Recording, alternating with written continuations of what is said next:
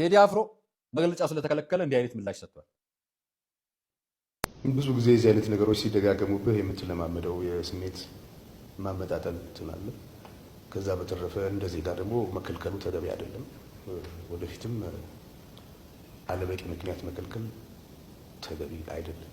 ይሄ ደግሞ የሚመለከተው ክፍል ሊያስብበት ይገባል። ምክንያቱም እንደዚህ ጋር አንድ ሰው በመብቱ የሚሰማው ነገር ለማድረግ እንደ ማንኛውም ሙዚቀኛ ሙዚቃችን ለማቅረብ ተገቢው ፈቃድ ሊሰጠው ይገባል። ለቀደመ ሁኔታም የተጠየቅነው ይቅርታ የለም። ብዙ ኪሳራዎች ነበሩ። ምናልባት ሞራል ጋር ደረሱ ሊሆኑ ይችላሉ፣ ግን ብዙዎችን በማቴሪያል በእንትን ጎድተዋል። ይህ ደግሞ ተገቢ አይደለም እና ይሄ መሻሻል አለበት ብዬ አስባለሁ።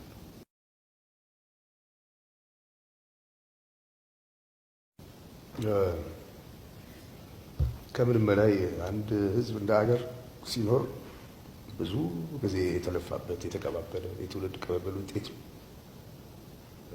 ብዙ ዋጋ ተከፍሎበታል። በተለይ የኛ አባቶች የከፈሉት ዋጋ እንደዚህ በቀላሉ የሚጠቀስ አይደለም። በጣም ጨዋ ሰዎች ነበሩ። በጣም ግንዛቤያቸው ሰፊ ነበር። የመረዳት አቅማቸው ከፍተኛ ነበር። በጣም የሰለጠኑት አገሮች ላይ ያሉት ሰዎች ጭንቅላት የሚፈትሽ ስራ ነው የሚሰሩት የነበረው። በጀግንነት በጦር ሜዳ ብቻ ድል ያደረጉ ሰዎች አይደሉም።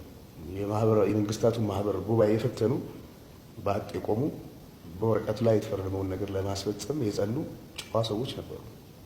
ፈትሸዋቸዋል፣ በርብረዋቸዋል። እነዛን ሰዎች እኮ እንዲህ አይነት አባቶች ክብር ሳይሰጣቸው የምንኖርበት ሀገር ላይ እንዲህ አይነት ልጆች ሊፈጠሩ አይችሉም። የሰው ዕዳ እየበላን ሀገር ለማስቀጠል አይቻልም። ይሄ ነው እንደ ሀገር የገጠመን ችግር ብዬ የማምነው። ወጣቶች ወዴት እንደሚሄዱ የሚያሳይ ደግሞ ያለፈው ክፍል እነሱ ላይ ያተኮረ አካሄድ የለውም እና መጀመሪያ ሀገር ማዳን ቅድሚያ የሚሰጠው ነገር፣ ሁሉ ነገር ቅደም ተከተል አለው። የመጀመሪያው ምንድነው? ኢትዮጵያዊነትን ማዳን ያስፈልጋል። ኢትዮጵያዊነት ካልዳነ ማንም የሚኖርበት ሀገር አይፈጠርም እዚህ ቦታ ላይ። ስለዚህ ኢኮኖሚያዊ ለውጥ ሊመጣ የሚያስፈልገው ነገር ለማድረግም ህዝብ መተባበር አለበት። አድዋ ላይ በአንድ ላይ ያዘመትከውን ኃይል በዛ ኃይል ወደ ልማት ለማሳተፍ ይቻላል። መንገዱም ይሄ ነው እና እንደዚህ አይነት ያካሄድ ጉድለቶች አሉ። ሁለተኛ ልጆች ተምረው ተሻሽለው መለወጥ ይፈልጋሉ። ወጣቶች መንገድ የሚያሳያቸው ይፈልጋሉ እና የሚያሳዝን ትውልድ ነው። የዛ ትውልድ አካል ስለሆንን ነው በዚህ አይነት ጉዳይ ላይ እንድናተኮር ግድ የሆነው እና ለወደፊቱ ለሀገር የምመኘው ኢትዮጵያ ልጆቿ የተባበሩባት ሀገር፣ ለሀገር የለፉ ሰዎች የሚከበሩበት ሀገር፣ ለሀገር የለፉ ሰዎች ሲከበሩ ለሀገር የሚያስከብር ስራ የሚሰሩ ልጆች መፈጠር ይችላሉ። ከምንም በላይ ግጭቶችን አስወግደን በይቅርታና በምህረት በፍቅር በአንድነት ይሄንን መሰረት ያለው ህዝብ ወደ ዘላቂ ጉዞ ለመውሰድ ትልቅ መነቃቃትና መነሳሳት ያስፈልጋል እና ኢትዮጵያዊነት ሩቅ እና የሁላችን ኑሮ መሻሻል አለበት። ለዚህ ደግሞ ሁላችንም መተባበር አለብን። እንድንተባበር ካልቻልን፣ ታሪክ ካልተደገፈ፣ ማንነት ካልተደገፈ፣ አንድነት ካልተደገፈ፣ መቻቻል ካልተደገፈ፣ መቀራረብ ካሌለ እንዴት ተደርጎ ነው መሄድ የሚቻለው? አፍሪካን አንድ ለማድረግ የሞከረ ህዝብ ለራሱ አንድ መሆን አቅቶት ስቃይ ውስጥ ነው ያለው በአሁኑ ሰዓት። በሚያስገርም ሁኔታ ዩናይትድ ስቴትስ ኦፍ አሜሪካ የሚባል ሀገር ቁጭ ብለው የተባበሩ ህዝቦችን ዋጋ የተካፈሉ ገና እዚህ መብላት ያቃትን የራሳቸው ወገኖች ላይ እንደገና መከፋፈልን የሚሰብኩ ሰዎች አሉ። መብታቸው ሊሆን ይችላል። አደገኛ መሆኑ ግን ሳይነገር አይታለፍም። ስለዚህ እኛ ሰላም እንፈልጋለን፣ አገራችን እንወዳለን። ኢትዮጵያዊነት ቀለሙ እንዲዘባረቅ ተደርጎ እንደቀረበው አይደለም፣ ረቂቅ ነው፣ የሚጠቅም ነው። ለእኛ አይደለም ለሌሎችም የሚጠቅም ነው እና አይደለም ኢትዮጵያኖች ተባብረው ለእኛ መሆን ብቻ አይደለም፣ በጽኑ እንቅልፍ ለወደቀው ለሰፊው አፍሪካም ትልቅ አቅም የሚሰጥ የሚያፈናጥር ህዝብ ነው። እንዳይራመድ ሆኗል። ይህን የማዳን ደግሞ የኔም የእናንተም ሁላችንም ተግባር ነው ብያለሁ። ኢትዮጵያዊነት ረቂቅ ነው። እኔን እንዳልዘፍን መደረጉ በደል ነው። ለልክ እንደሌላው ዘፋኝ መግለጫ ማውጣት፣ መዝፈን፣ መግለጫዬን መስጠት እንደ አንድ ሰው እንደ አንድ ዜጋ ይከበርልኝ ይገባል። ስለ ኢትዮጵያዊነት ደግሞ ከተናገራቸው ንግግራቸው መካከል ረቂቅ ሚስጥር ነው። ረቂቅ ሚስጥርነቱ እንኳን አፍሪካን አንድ ያደረገ ኢትዮጵያዊነት ዛሬ ኢትዮጵያ ራሳችን አንድ ለአንድ መሆን አልቻልንም። ከሀገር ውጭ ሆነው በመከፋፈል ላይ የሚሰሩ ደግሞ የሚያፈርሷት ሀገር ነው እያለ የሚሰሩት ለማፍረስ ነው የሚሰሩት። እኛ ደግሞ አንድ ለመሆን መስራት ይጠበቅብናል። አሁን እየሆነን ያለነው በመከፋፈል ላይ እንጂ በአንድነት ላይ እየሰራን አይደለንም እና ለቀጣዩ ትውልድ እናስብበት የሚል መልእክት ነው በመግለጫው የሰማችሁት። ዶክተር ወዳጄነህ መሐረነ ደግሞ ይሄን ሐሳብ የሚያጠናክር ምስክርነት ዛሬ ጉርሻ ፔጅ ላይ እንዲህ አይነት መረጃ ለቋል። 12 ነጥብ ምስክርነት ስለ ቴዲ አፍሮ አወጣ። ዶክተር ወዳጄነህ ምን አለ መሰላችሁ? ዝምተኛው ንጉስ ቴዲ አፍሮ ቤት የነበረኝ ቆይታ በመኖሪያ ቤቱ ፊት ለፊት ተቀምጧል። አጠገቡ ባለቤቱ ክብርት አርቲስት አምለሰት ተቀምጣለች። እራት ቀርቧል። ጥያቄ ጠየቅኩት። ቴዲ ላንተ የተለየ ቅዱስ ስፍራ የት ነው? አስቦ መለሰልኝ፣ ኢትዮጵያ ብሎ ዝም አለ። ያልገባው መሰለኝ። ደግሜ የጠየቅኩት ማለቴ ከቅዱስ ስፍራዎች ላንተ የተለየ ቦታ የት ነው? አሁንም እንደተረጋጋ መለሰልኝ፣ ኢትዮጵያ አለና አንገቱን ደፋ አደረገ። ለመጨረሻ ጊዜ ሞከርኩኝ እያስረዳሁት፣ አክሱም፣ ከላሊበላ፣ ከግሸን ከመሳሰሉት አንተ ልዩ ቅዱስ ቦታ የምትለው የትኛውን ነው? ቴዲ ፈገግ ብሎ አየኝና ሁሉንም ቅዱስ ስፍራዎች አከብራለሁ፣ ለእኔ ቅዱስ ቦታ ኢትዮጵያ ናት። የክብር ዶክተር ቴዎድሮስ ካሳሁን እኔ ቀርቤ እንዳየሁት እጅግ በጣም መልካም ሰው ነው። አንደኛ ቴዲ ለየትኛውም ብሔር ጥላቻ ወይም ንቀት የለበትም።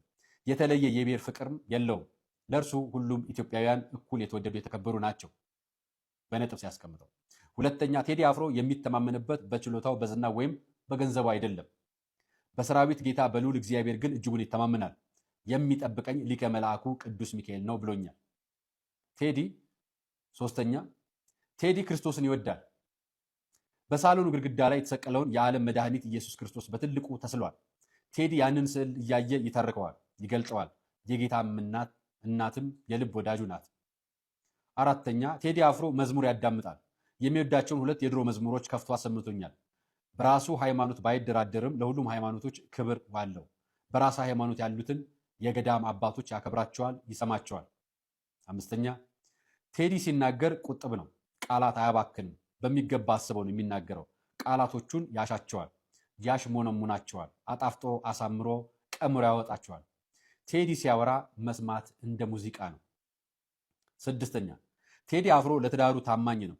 አምለሰትን በስስት አይን ያያታል። እርሷም ሳራ አብርሃም ጌታዬ ብላ እንዳከበረችው ባሏን በፍቅርና በክብር ትንከባከበዋለች። ባልና ሚስቱን በቤታቸው ማየት፣ በፍቅር ሲያወሩ መስማት እጅግ ደስ ያሰኛል። ሰባተኛ ቴዲ ያለውን ዝና የሚያውቀው አይመስልም ወይም ትኩረት አይሰጠውም።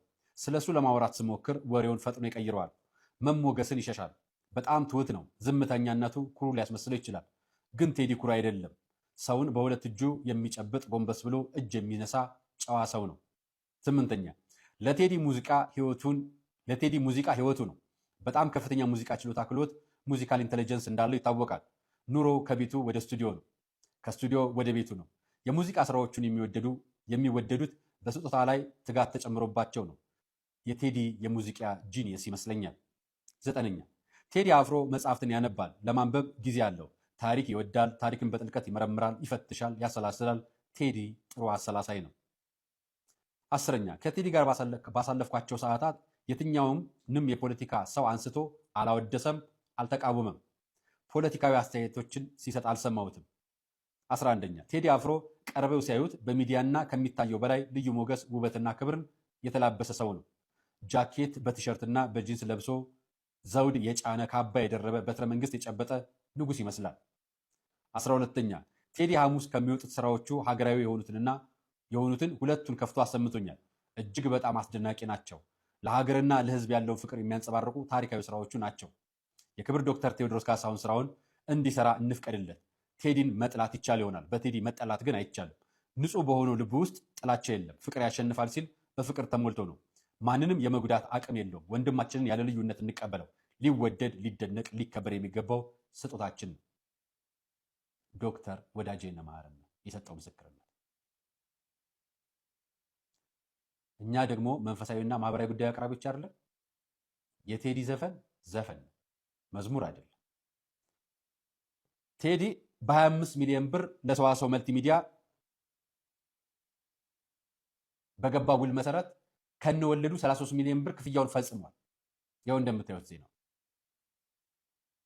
50 ሚሊዮን ብር ውል ተፈራርሞ ነበር ይሄኛውን ካሴት ለማውጣት የተስማሙት። በሁለት ጉዳዮች ላይ ባለመስማማታቸው ምክንያት ውላቸውን በስምምነት አፍርሰዋል። ሲያፈርሱ ቅዳሜ ሊያወጡት የነበረውን ፕሮግራም እሱ ደግሞ በፍጥነት በነገው ዕለት ሐሙስ ያወጣዋል። ከውላቸው መካከል ግማሹን ገንዘብ ተቀብሎ ስለነበረ ከነ ባንክ ወለዱ 25 ሚሊዮን ብር የተቀበለውን 33 ሚሊዮን ብር አድርጎ እንደከፈለ ማኔጀሩ የህግ ባለሙያና ማኔጀሩ ይህን ለመረጃዎች ለቲክቫ አሳውቋል። ቲክቫ መረጃውን አጋርቷል። ብዙ የፖለቲካ ሰዎች ዘፈን ስለሚያወጣ በዘፈኑ ጉዳይ እየተቹት ይገኛሉ። ዶክተር ወዳጅነ መሐረን ደግሞ እሱን አትጥሉት፣ ዘፈኑም ስለ ኢትዮጵያዊነትና ስለ አንድነት እንጂ የትኛውንም ፖለቲካ ደግፎ የትኛውንም ዘር ተቃውሞ የትኛውንም ሃይማኖት ነቅፎ አይደለም የሚሰራው። በአንድነት እንቁም፣ ሀገራችን በጋራ እናሳድግ፣ ባለቤቱን የሚያክር ትዳሩን የሚያከብር በቤቱ ጂንስ ለብሶ ጃኬት አድርጎ የተቀመጠ ንጉስ ነው ብሏቸዋል።